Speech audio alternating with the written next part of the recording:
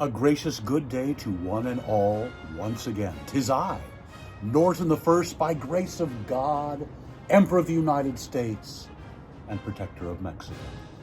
Back with you all once again for episode number 80 of Emperor Norton's fantastic history vlog. Today is June 26, 2020, our 101st day under COVID-19 restrictions. Well, let's begin with our national days, as we always do. It is National Canoe Day, so go rent a canoe. Just maintain social distancing. Rat Catchers Day, so hats off to all rat catchers today, I suppose. Beauticians Day, well, they're not working much right now, are they? International Day Against Drug Abuse and Illicit Trafficking. That's a mouthful. Here's another one. International Day in Support of Victims of Torture. Well, I think that's something we can all get behind, I hope. National Chocolate Pudding Day. That sounds yummy. And Take Your Dog to Work Day. Don't know if we're seeing a lot of that right now, but soon, hopefully, soon. Well, let's do our local stories. We have two today, like the usual. And as we always do, or often do as the case may be, we'll be relying on John Ralston's wonderful book, This Date in San Francisco. By the way, before we get into that, I did want to point out we have a selection from the Imperial Bonsai collection today. This is the ginkgo. It is particularly lovely. It's doing very well this year. Well, it was on this date, on June 26, 1945, the United Nations Charter is signed here in San Francisco. At the Crimean seaport of Yalta in February 1945, the big three allies, Britain, the United States, and the USSR, announced that a conference to create the United Nations, an international body to maintain peace and order that would hopefully succeed where the League of Nations had failed, would begin in San Francisco on April 25th. San Francisco was ecstatic. It would host one of the largest international assemblies in world history. It also faced an unprecedented challenge of providing accommodations, food, transportation, and security for the representatives and administrative staff from 50 nations, from Argentina to Yugoslavia. Beginning April 18, over 3,500 United Nations personnel arrived, along with 2,500 persons from the world's newspapers, radio, and newsreels. Radio commentators broadcast constantly. Thousands of still pictures and thousands of feet of film were shot. It would be the greatest focusing of the world's attention on San Francisco since the Great Earthquake and Fire of 1906.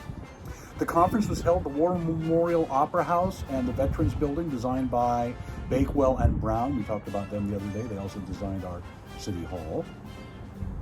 To complement their City Hall design, well, there we go, across from Van Ness, on Van Ness Avenue. The conference opened at the Opera House with 8 plenary sessions. By late June, the conference had approved 19 chapters and 111 articles, creating the basic United Nations structure. At high noon on June 26, 1945, China's V.K. Wellington Koo dipped a brush into an ink pot to begin a 7-hour signing ceremony just after 3 p.m. President Truman, who had arrived the previous day and stayed at the Fairmont where the United Nations Charter was written, entered the auditorium to witness Secretary of State Stenius sign the charter. Truman's arrival required the American delegation to sign out of turn, after which Truman addressed the plenary session at the Opera House. The signing continued at the Veterans Building until 7 p.m.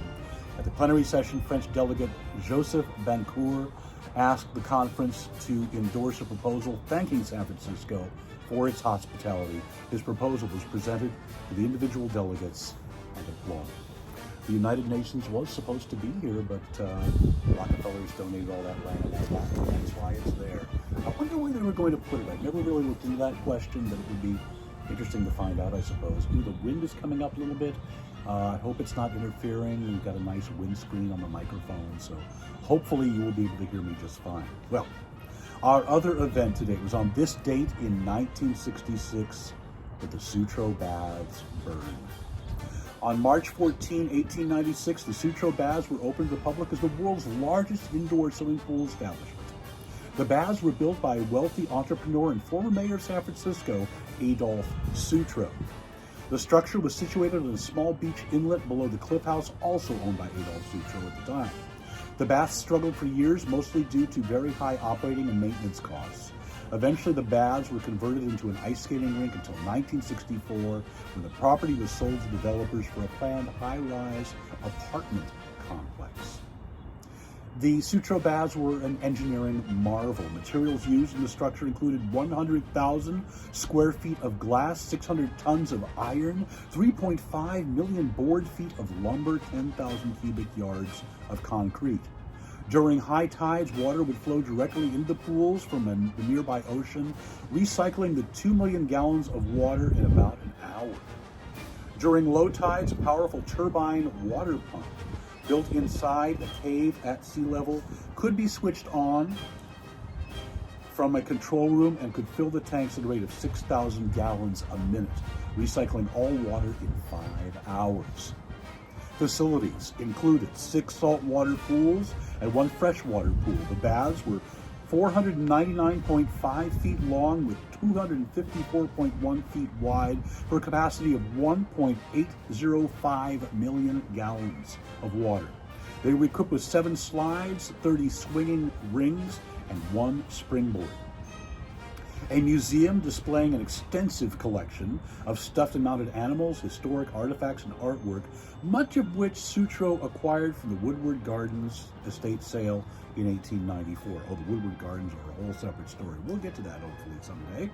A 2,700 seat amphitheater and club rooms with a capacity of 1,100 were also included in the Sutro Baths. There were 517 private dressing rooms.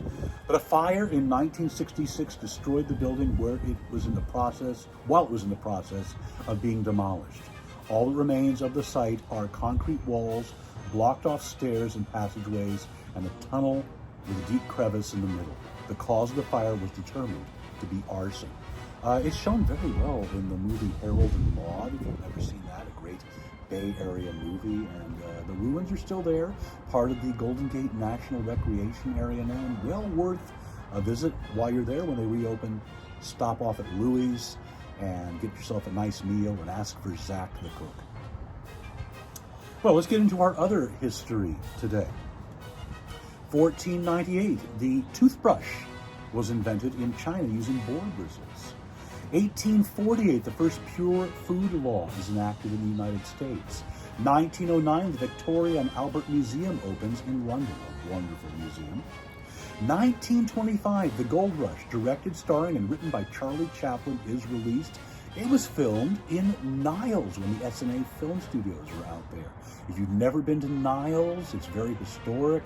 The silent movie theater and museum is wonderful, and a lot of great antique shops and restaurants as well. Visit Niles. 1959, Queen Elizabeth and President Eisenhower opened the St. Lawrence Seaway.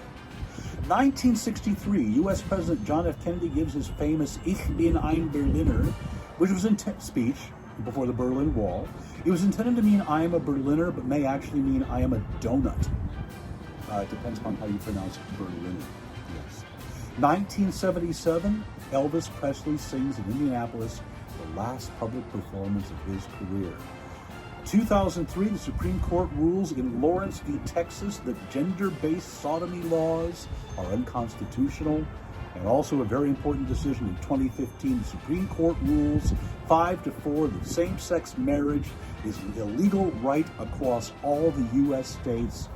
Here we are 5 years later, and I don't see fire and brimstone coming down from the sky. Although we are in the middle of a plague and dust storm and murder hornets. Nonetheless, I don't think it has anything to do with the Supreme Court decision. And we'll have more, by the way, over the weekend. Don't forget to tune in tomorrow for our Pride celebration, and we'll get caught up on all the history behind that on Monday's vlog as well. Our births today: 1892, American author Pearl S. Buck, writer of The Good Earth, won the Nobel Prize in 1938 for that. 1902, Bill Lear, American engineer, manufacturer, and CEO of the Learjet Corporation. And yes, he really did name his daughter Shanda. Shanda Lear. It's true.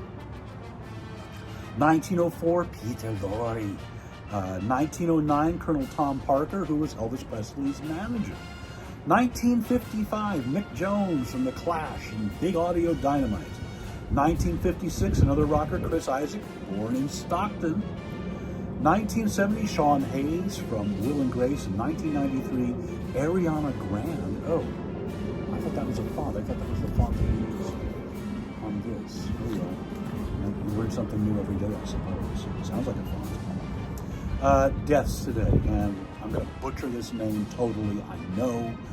Israel Kamakawiwo'ole. I think I got close on that. Native Hawaiian musician, entertainer, and Hawaiian sovereignty advocate. He is famous, of course, for his recording of Somewhere Over the Rainbow and What a Wonderful World. It came to him in a dream. He called up a recording studio in the deep of the night, I think around midnight or 1 a.m., recorded that song in one take. And, oh, it is a lovely song.